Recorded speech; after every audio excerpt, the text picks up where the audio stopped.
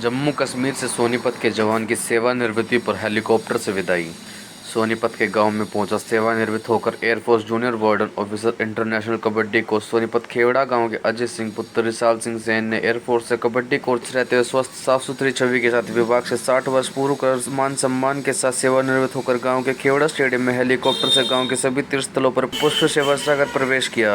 गाँव के लोगों ने अपने लाल को पलकों पर बैठा और पुष्प माला और पुष्प वर्षा कर नाचते गाजते स्वागत किया। इस अवसर पर राय हल्का विधायक मोहनलाल बड़ोली ने जवान का पुष्प माला व शाल उड़ाकर स्वागत किया व स्वस्थ जीवन और लंबी उम्र की कामना की।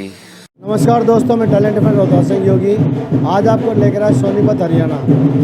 और आज हमारे साथ में हैं एयरफोर्स जूनियर वाइडर अजीत सिंह जी, जो आज अपने पद से सेवानिवृत्त होकर अपने घर पहुंचे हैं। और आज उनका पूरे गांव, परिवार, दोस्तों ने, यहाँ तक के राजनीति के लोगों ने भी जोरदार स्वागत किया।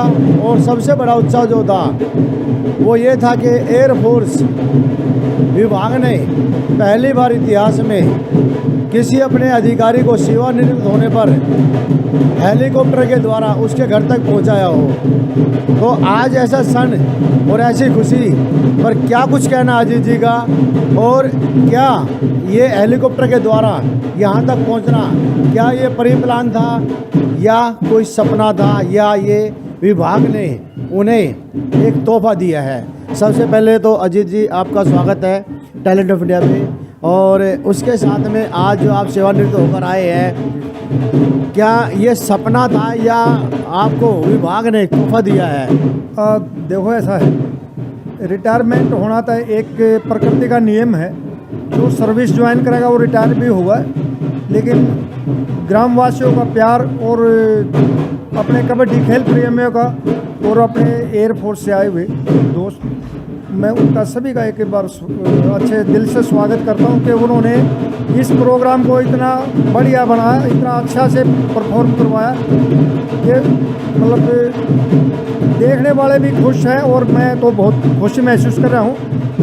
और मेरा अभी अगला पड़ाव ये है खेवड़ा को खेल गांव बनाना और अपनी एकेडमी में बच्चों को नेशनल लेवल के लिए तैयार करना। अब आप जो है सेवानिवृत्त होकर आ चुके हैं, पहले तैयारी रहती थी कि विभाग के लिए कुछ करना है, लेकिन अब आप सेवानिवृत्त होने के बाद अब आगे की दिनचर्या कैसी रहेगी आपकी? देखो, मेरी दिनचर्या सुबह शाम बच्चों को कोचिंग देना, और पहले भी मैं इंडिया के लिए खेल मैच करवाता रहा हूँ। और जहाँ भी मुझे amateur kabaddi federation of India भेजेगा, जिस भी स्टेट में जिस भी टूर्नामेंट के लिए मुझे, मैं जाऊँगा।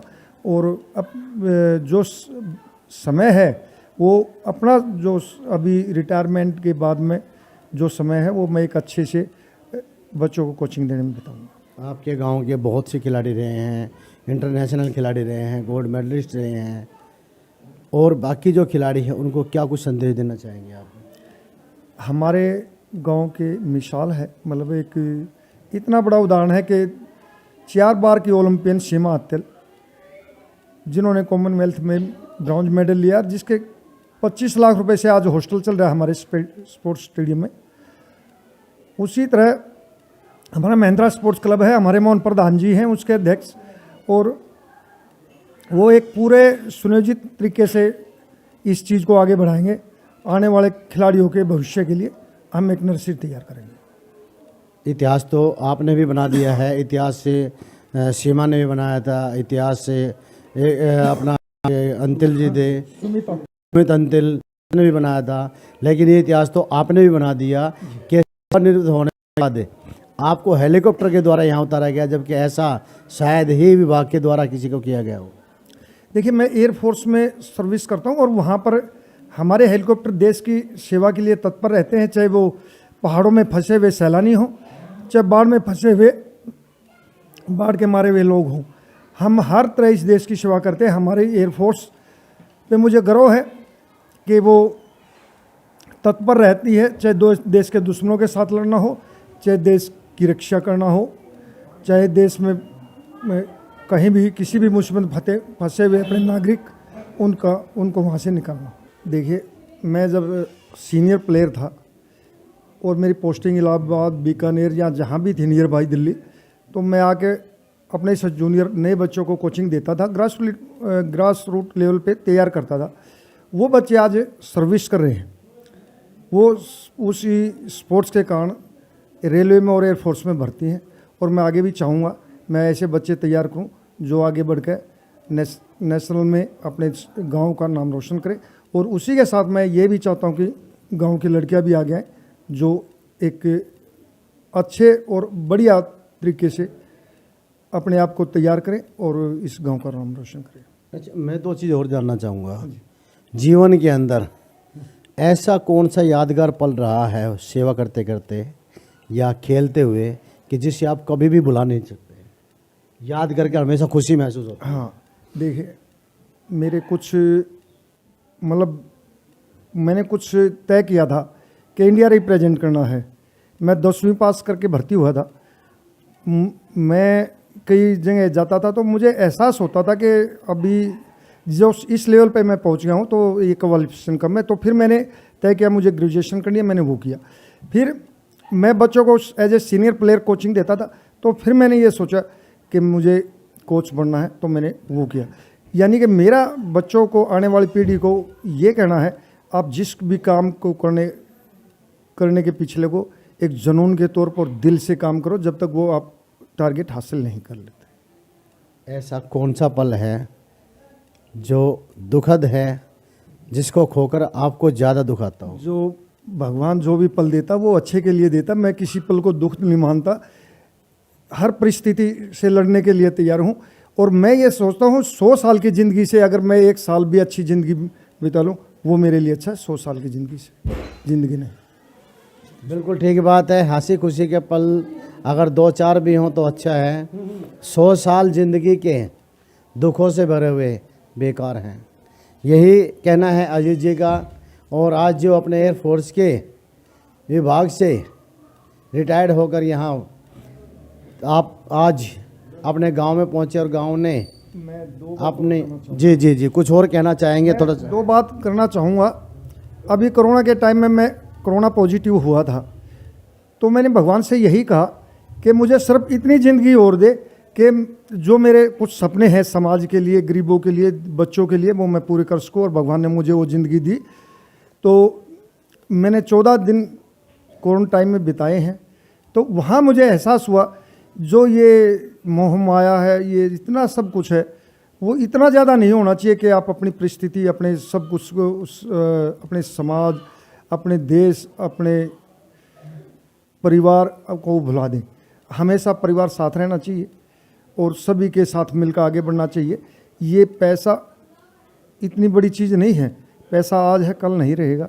मैं बच्चों को यही और अच्छे आदमियों को यही सुना कि आप अच्छे से अपना हर उसमें एक इन्वॉल्व हों अच्छे कामों के लिए।